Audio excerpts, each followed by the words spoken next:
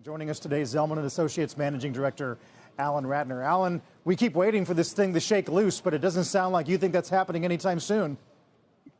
Yeah, hey, Carl, thanks for having me. It's been a much stronger than expected start to the year for especially the new home market. And on the other side, the resale market is kind of frozen in place right now with record low inventories and transaction volumes that are basically at levels we saw back in the Great Recession. So, I think everybody came into this year expecting a big correction on home prices, and the tight inventory has kind of mitigated that so far. But at the same time, we're just not seeing a whole lot of activity overall.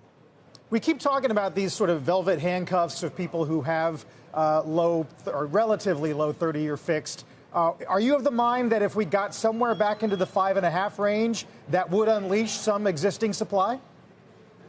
I think a lot of it will depend on what causes that rate decline to ultimately come to fruition. I think, clearly the bond market's expecting that.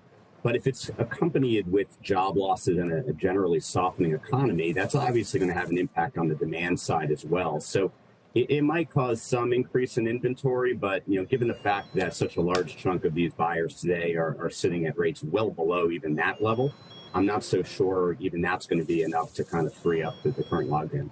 Yeah, we talked last hour about rents coming down and how that kind of plays a role. I'm just curious what you're seeing with regard to the dynamic between choosing to rent or choosing to buy a home.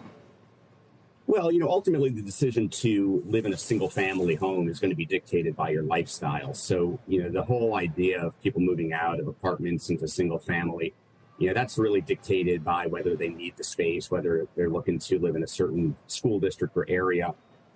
We have seen rent growth start to slow, but we haven't seen rents necessarily decline.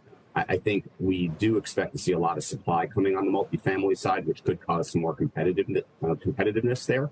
But for the time being, I think right now, just given the lack of inventory on the single family side, you are seeing people probably staying in a rental longer than they would like to, given they don't have that available supply to choose from on the for sale front. What are you seeing with regard to the pricing of the individual materials for building supply? We spoke last hour with Charter Holdings CEO who said just the overall, materials for new builds, is increasing even, as the credit is also tight. What are you seeing on that front? Yeah, that was an area where I think home builders were pretty optimistic coming into this year that they would be able to drive their costs lower as the supply chain normalized. And you saw that for a time being with lumber coming down well off of the highs from a year and a half ago. But generally speaking, the cost basket's been really sticky. Labor is still very tight and constrained on the construction side. And now you're actually starting to see housing start activity accelerating again, given the stronger than expected demand we've seen so far this year. So we're actually starting to see construction costs begin to tick a little bit higher here, which ultimately could put some pressure either on home builder gross margins or maybe push them to try to push home prices a bit higher, which of course counters the whole, inflationary concerns we're seeing right now.